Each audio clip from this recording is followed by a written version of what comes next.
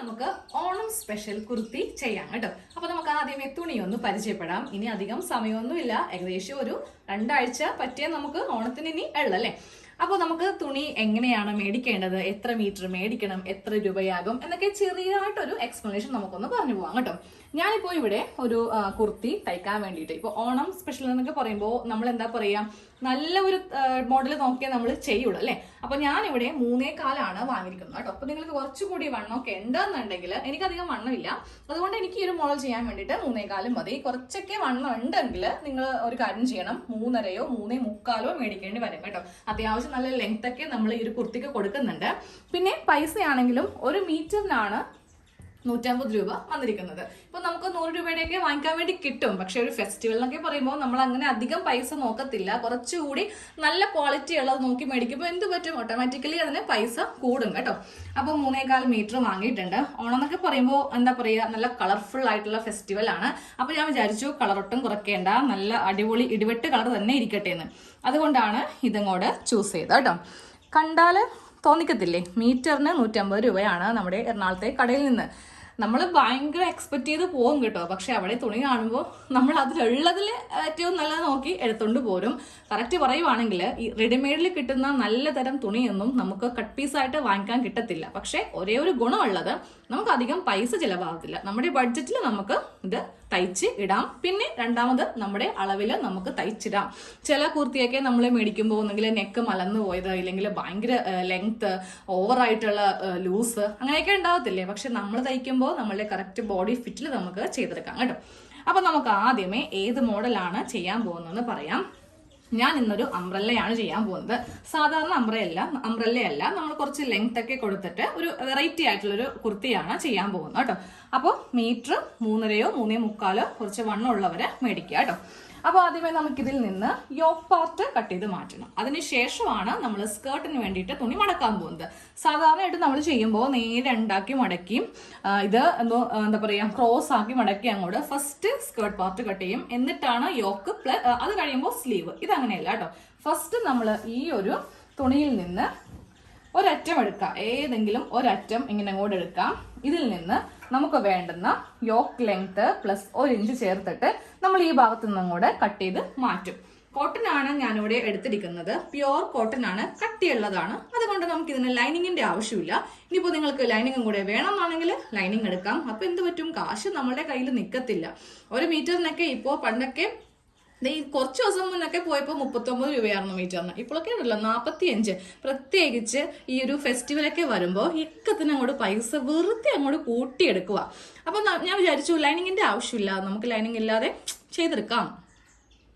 അപ്പൊ യോക്കിന് ലെങ്ത് 14 ഇഞ്ചാണ് കൊടുക്കുന്നത്. 14 പ്ലസ് 1 ഇഞ്ച് തയ്യൽ തുമ്പ് ചേർത്തിട്ട് 15 ഇഞ്ച്. ഈ ഒരു അളവ് വെച്ചിട്ട് ഫുൾ അങ്ങോട്ട് കട്ട് ചെയ്ത് മാറ്റാം. കട്ടിങ് ചെയ്യാനുള്ള എളുപ്പത്തിന് വേണ്ടിയിട്ട് നമുക്ക് ഈ ഒരു തുണിയുടെ ഫുൾ വീതിയിൽ അങ്ങോട്ട് കട്ട് ചെയ്യേണ്ട ആവശ്യമില്ലല്ലോ. നേരെ ഇതിങ്ങനെ 2ആയിട്ട് മടക്കാം. ഒന്നും കൂടെ വേണമെങ്കിൽ മടക്കാം. അപ്പോൾ ഇത്രയും വശം മാത്രം കട്ട് ചെയ്താൽ മതി. അല്ലെങ്കിൽ അങ്ങനെയല്ല, ഇവിടെ നിന്ന് തുടങ്ങി ഇതിന്റെ അറ്റം കൊണ്ടേ നിർത്തണം. അപ്പൊ ഇങ്ങനെ കൂടെ വെച്ചിട്ട് ഒന്നും കൂടി ഞാനിവിടെ 15 ഇഞ്ച് ഇവിടെ ഇങ്ങനെ മാർക്ക് ചെയ്ത് കൊടുത്തു. എന്നിട്ട് നേരെ ടേപ്പ് ഇങ്ങനെ കൂടെ വെച്ചിട്ട് ഈ ഒരു പാർട്ട് ഒന്ന് കട്ട് ചെയ്ത് ഇപ്പോൾ മാറ്റും. ഇപ്പോൾ ഇതില് യോക്കിപ്പോ കട്ട് ചെയ്യേണ്ട ആവശ്യമില്ല, ഈ ഒരു പാർട്ട് അങ്ങോട്ട് കട്ട് ചെയ്ത് അങ്ങോട്ട് എടുത്താൽ മതി. സ്ലീവ് കട്ട് ചെയ്തത് കേട്ടോ, സ്ലീവ് അവസാനം കട്ട് ചെയ്യാം. ഇത് നമ്മളുടെ യോക്കിന്റെ പോർഷനാണ്. ഇതങ്ങോട്ട് മാറ്റി വെച്ചു. ഇനി സ്കേർട്ട് പോർഷൻ കട്ട് ചെയ്യും. അപ്പോൾ നമുക്ക് സ്കേർട്ട് പോർഷൻ കട്ട് ചെയ്യാൻ വേണ്ടിയിട്ട് തുണി എങ്ങനെയാണ് മടക്കുന്നത് നോക്കാം. 2ആക്കി തുണി ഇങ്ങനെ ഒന്ന് മടക്കി എടുക്കാം കേട്ടോ. 2 അറ്റം തമ്മിൽ കയ്യിലേക്ക് എടുക്കാം. അത് കഴിയുമ്പോൾ നേരെ ഇതിനെ നമുക്കൊന്ന് ക്രോസ് ആയിട്ട് മടക്കണം. ആദ്യം ഒന്ന് കറക്റ്റ് ലെവലിലൊക്കെ ഒന്ന് 2ആക്കി മടക്കി എടുക്കട്ടെ. ഇങ്ങനെ 2ആക്കി മടക്കി ഇങ്ങനെ കൂടെ എടുത്തിട്ടുണ്ട്. ഇനി നമുക്കിതൊന്ന് ക്രോസ് ആയിട്ട് മടക്കണം. ക്രോസ് ആയിട്ട് മടക്കുമ്പോൾ ഈ ഒരു ആംഗിളിൽ കറക്റ്റ് ഇങ്ങനെ അങ്ങോട്ട് വെക്കാം കേട്ടോ. എന്നിട്ട് ഇവിടെ നിന്ന് ഇങ്ങനെ ഇതിങ്ങനെ വെച്ച് വേണം നമുക്കിത് മടക്കി എടുക്കാനായിട്ട്. ഇങ്ങനെ അങ്ങോട്ട് ലെവല് പിടിച്ച് എടുക്കാം കേട്ടോ. ഈ ഭാഗമാണ് നമുക്ക് ഷേപ്പിൽ വരുന്നത്. അപ്പോൾ ഇതിങ്ങനെ കറക്റ്റ് ലെവലിൽ വേണം വരുത്തിക്കാൻ വേണ്ടിയിട്ട്. എന്നിട്ട് ബാക്കി താഴത്തേക്ക് ഈ ലെവൽ അനുസരിച്ചിട്ട് നമുക്കിതൊന്ന് മടക്കി ഇങ്ങനെ അങ്ങോട്ട് ഇട്ട് കൊടുക്കാം. ഇങ്ങനെ ഒന്ന് ക്രോസ് ആയിട്ട് മടക്കി കഴിയുമ്പോൾ നമ്മൾ ഇങ്ങനെ വേണം തുണി ഇട്ട് കൊടുക്കാൻ വേണ്ടിയിട്ട്. ഈ ഭാഗമാണ് നമുക്ക് സെന്ററിൽ വരുന്നത്. ഇത് സൈഡ് ഭാഗമാണ്. ഈ സൈഡ് ഭാഗത്ത് ഇങ്ങനെ 3 ഓപ്പൺ സൈഡ് ഉണ്ടാവും. നമ്മുടെ അളവ് വെച്ചിട്ട് ഇതൊന്ന് കട്ട് ചെയ്ത് എടുക്കാം കേട്ടോ.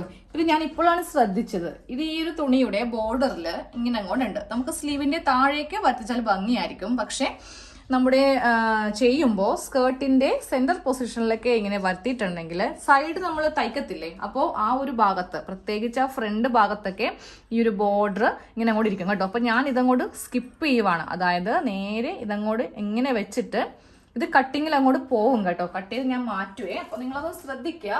ബോർഡർ ഉണ്ടെന്നുണ്ടെങ്കിൽ അതൊന്ന് ഇങ്ങനെ ഒന്ന് കയറ്റി വെച്ച് അതങ്ങോട്ട് കളഞ്ഞേക്കാം.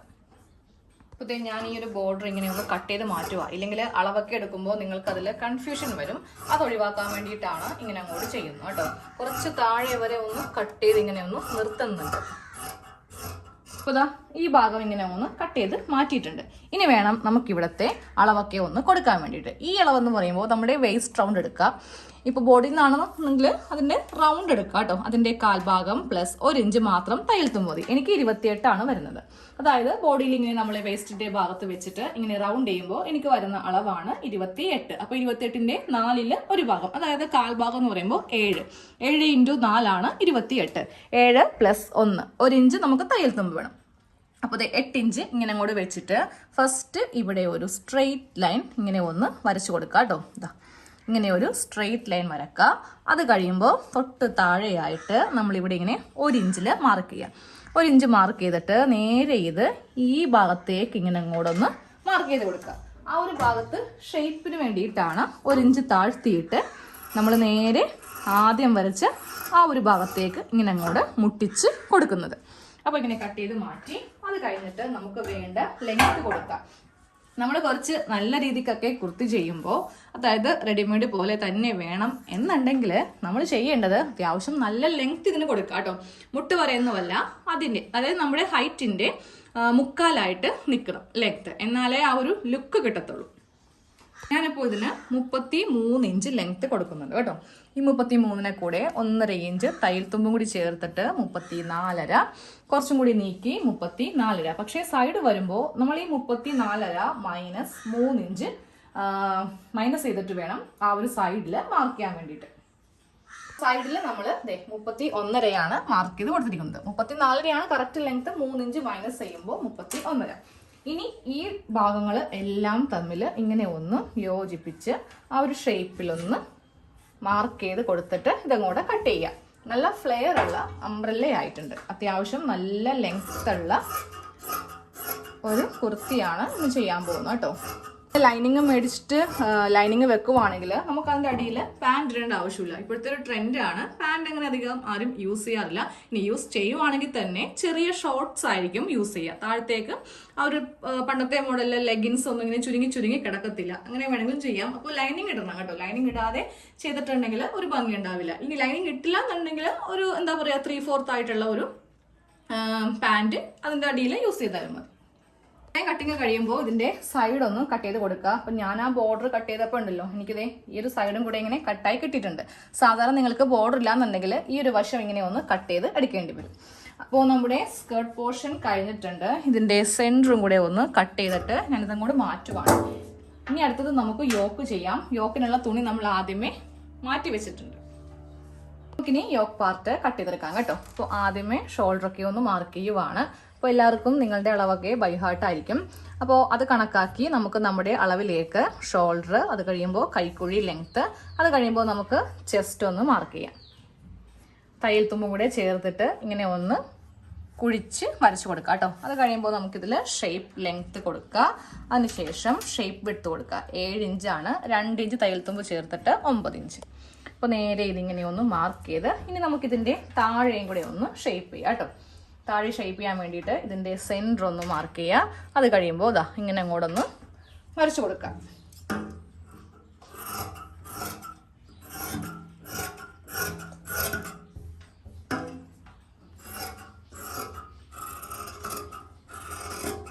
ഇനി നമുക്കിതിൽ നെക്കൊന്ന് കട്ട് ചെയ്തെടുക്കണം. അപ്പം ഞാനിതിൽ അധികം നെക്ക് ഇറക്കുന്നില്ല. ഇതുപോലെ 2 പാർട്ട്, ഫ്രണ്ട് പാർട്ടും ബാക്ക് പാർട്ടും ഇങ്ങനെ ഒന്ന് ചെയ്തെടുത്തിട്ടുണ്ട്. നമുക്കിതിൽ നെക്കും കൂടെ ഒന്ന് മാർക്ക് ചെയ്യാം. വീതി 3 ഇഞ്ചിൽ മാർക്ക് ചെയ്ത് കൊടുത്തു. Back neck 3 inch, front neck 4 ഇഞ്ചേ കൊടുക്കുന്നുള്ളൂ കേട്ടോ. നമ്മളുടെ ഇഷ്ടത്തിന് എത്ര വേണമെങ്കിലും ചെയ്യാം. അപ്പോൾ ആദ്യമേ ബാക്ക് നെക്ക്, അത് കഴിയുമ്പോൾ ഫ്രണ്ട് നെക്ക്. ഞാനൊരു ക്രോസ് പീസ് വെച്ചിട്ടാണ് ഇത് ചെയ്യാൻ പോകുന്നത്. അപ്പോൾ ഫസ്റ്റ് ഇതിൻ്റെ ബാക്ക് പാർട്ട് കട്ട് ചെയ്ത് മാറ്റി. ഇനി നമുക്ക് ഫ്രണ്ട് നെക്കും കൂടെ ഒന്ന് കട്ട് ചെയ്യാം. അപ്പോൾ നമ്മുടെ യോക്ക് ബാക്ക് നെക്കും ഫ്രണ്ട് നെക്കും കട്ട് ചെയ്ത് കഴിഞ്ഞിട്ടുണ്ട്. ഇതും കൂടെ മാറ്റി വെക്കാം. ഇനി ഇതിൽ നിന്ന് സ്ലീവാണ് കട്ട് ചെയ്യാൻ. സ്ലീവ് കട്ട് ചെയ്യാം കേട്ടോ. അപ്പോൾ സ്ലീവ് ഞാൻ ആ ബോർഡർ കൊടുക്കുന്നില്ല, കാരണം ഈ ബോർഡറിലുണ്ടല്ലോ ഇഷ്ടംപോലെ സ്ഥലത്ത്. ഞാനിത് വാങ്ങിച്ചപ്പോൾ കണ്ടില്ല കേട്ടോ, നല്ല രീതിക്ക് അഴുക്കോ കറയോ എന്തൊക്കെയോ ഉണ്ട്. ഇത് കണ്ടില്ലേ? അപ്പോൾ നമുക്ക് ഇതൊക്കെ ഇങ്ങനെ സ്ലീവിൽ വെച്ചിട്ടുണ്ടെങ്കിൽ ആകെ, ഞാൻ വാങ്ങിച്ചപ്പോൾ സത്യം പറയുവാണെങ്കിൽ ഇതൊന്നും ഞാൻ ശ്രദ്ധിച്ചില്ല കേട്ടോ. നല്ല ഭാഗത്ത്, അതായത് നമ്മൾ കാണുന്ന ഭാഗത്തൊന്നും ഉണ്ടായിരുന്നില്ല, ഉള്ളിലങ്ങോട്ട് തുറന്നപ്പോൾ ഉണ്ടല്ലോ എല്ലാ ഭാഗത്തും നല്ല രീതിക്ക് അഴുക്കുണ്ട്. കയ്യിലെ കാശ് മുടക്കി വാങ്ങിച്ചിട്ട് നല്ല അത്യാവശ്യം അഴുക്കുള്ള തുണിയാണ് കിട്ടിയത്. അപ്പോൾ എല്ലാം കൂടി ചേർത്തിട്ട് 19 ഇഞ്ച് ലെങ്ത്ത് കൊടുക്കുന്നുണ്ട്. ഇനി നമുക്കിവിടെ വണ്ണം മാർക്ക് ചെയ്ത് കൊടുക്കാം. വണ്ണവും സീം അലവൻസ് എല്ലാം ചേർത്തിട്ട് 9.5 ഇഞ്ചാണ്.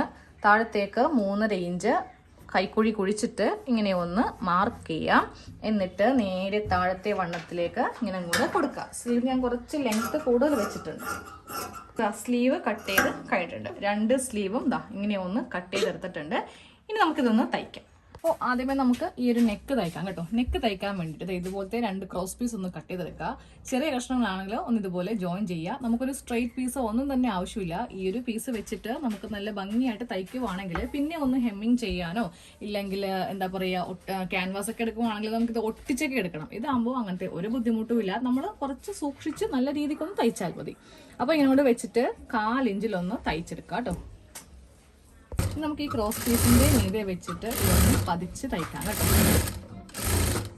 ഇതുപോലെ ഇങ്ങനെ ക്രോസ് പീസിന്റെ മീതെ പതിച്ച് തയ്ച്ചു കഴിഞ്ഞു. ഇനി നമുക്ക് നേരെ ഇതിന്റെ ഉൾഭാഗം ഒറ്റൊരു സ്റ്റിച്ചാണ് ഇനി കൊടുക്കാൻ പോകുന്നത് കേട്ടോ.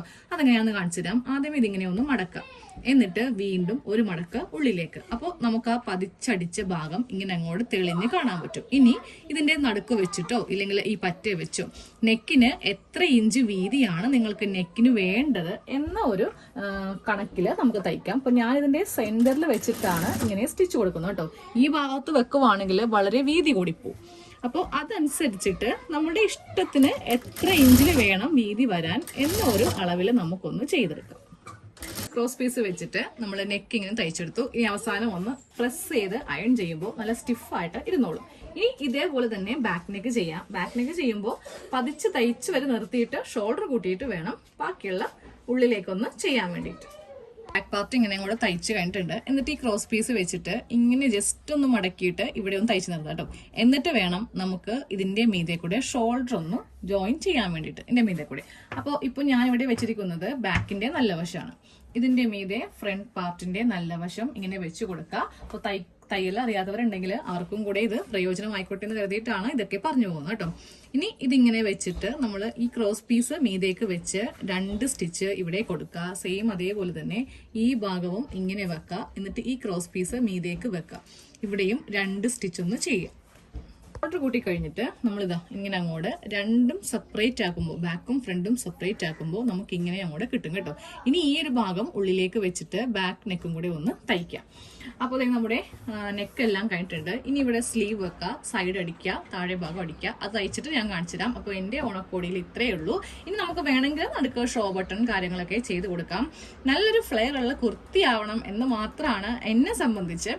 എനിക്കിങ്ങനെ ബട്ടൺസ് ഒക്കെ അത്രക്കധികം ഇഷ്ടമല്ല. പക്ഷെ അതൊക്കെ ഓരോരുത്തരുടെ ഇഷ്ടമാണ്. നിങ്ങൾക്ക് ഇഷ്ടമാണെങ്കിൽ നെക്കില് ലേസോ കാര്യങ്ങളോ അപ്പോൾ നമുക്ക് കടകളിലൊക്കെ വാങ്ങിക്കാൻ കിട്ടുമല്ലോ. നമ്മുടെ തുണിയുമായിട്ട് ബന്ധമുള്ള ഏതെങ്കിലും ലേസൊക്കെ മേടിച്ചിട്ട് നമുക്കിഷ്ടമുള്ള പോലെ നെക്കിലൊക്കെ വെച്ച് കൊടുക്കാം. ഇല്ലെങ്കിൽ ഇപ്പോൾ ഇതിൽ നിന്ന് ഈ ഒരു ഫ്ലവർ കട്ട് ചെയ്തെടുത്ത് ഇങ്ങനെ സെന്ററിൽ വേണമെങ്കിൽ അങ്ങനെ ചെയ്യാം. അതൊക്കെ നമ്മളുടെ ഇഷ്ടമാണ് അല്ലേ. അപ്പോൾ നമ്മുടെ കുർത്തിയുടെ ഫുൾ സ്റ്റിച്ച് കഴിഞ്ഞു കേട്ടോ. നല്ല ഫ്ലെയർ ഉള്ള നല്ല ലെങ്തി ആയിട്ടുള്ള ഒരു അംബ്രല്ലയാണ് ഈ ഓണത്തിന് ഞാൻ എനിക്ക് വേണ്ടിയിട്ട് ചെയ്തെടുക്കുന്നത് കേട്ടോ. കേരള സാരി കൊടുക്കും, പക്ഷെ നമുക്ക് പുറത്തൊക്കെ കുട്ടികളേക്കായിട്ടൊക്കെ പോകുമ്പോൾ സാരിയൊക്കെ കൊടുത്ത് ഔട്ടിങ്ങിനൊന്നും പോകാൻ പറ്റത്തില്ല. അപ്പോൾ ഇതുപോലത്തേക്ക് ഒരു ഡ്രസ്സ് ആണെങ്കിൽ നമുക്ക് നല്ല കംഫർട്ടബിൾ ആണ്. അതുകൊണ്ടിട്ടാണ് ഞാൻ കുറച്ച് ഹൈ നെക്ക് വെച്ചത്. ഇറങ്ങിയ നെക്ക് ആണെങ്കിലും നമുക്ക് ബുദ്ധിമുട്ടായിരിക്കും. നടുക്ക് ഇതുപോലത്തെ ഷോ ബട്ടണൊക്കെ വെക്കുവാണെങ്കിൽ കറക്റ്റ് റെഡിമെയ്ഡ് പോലെ തന്നെ നമുക്ക് കിട്ടും കേട്ടോ. അപ്പോൾ ഇതുപോലെ ക്രോസ് പീസും കൂടെ വെക്കുവാണെങ്കിൽ ഇതിന് ഹെമ്മിങ്ങോ ഒന്നും തന്നെ ചെയ്യാനില്ല, നല്ല നീറ്റായിട്ട് ഇരിക്കുകയും ചെയ്യും. ഞാനിപ്പോൾ ഇത് അയൺ ചെയ്തിട്ടില്ല. ഒന്ന് അയൺ ചെയ്യുവാണെങ്കിൽ ഈ പൊങ്ങി നിൽക്കുന്ന ഈ ഒരു ഭാഗം നല്ല പ്രസ്സായിട്ട് താന്ന് ഇരിക്കുകയും ചെയ്യും. അപ്പോൾ എല്ലാവരും സ്വന്തമായിട്ടൊന്ന് തയ്ച്ചൊക്കെ എടുക്കുക. നമുക്ക് നല്ല രീതിക്ക് തന്നെ കാശ് സേവ് ചെയ്യാം കേട്ടോ.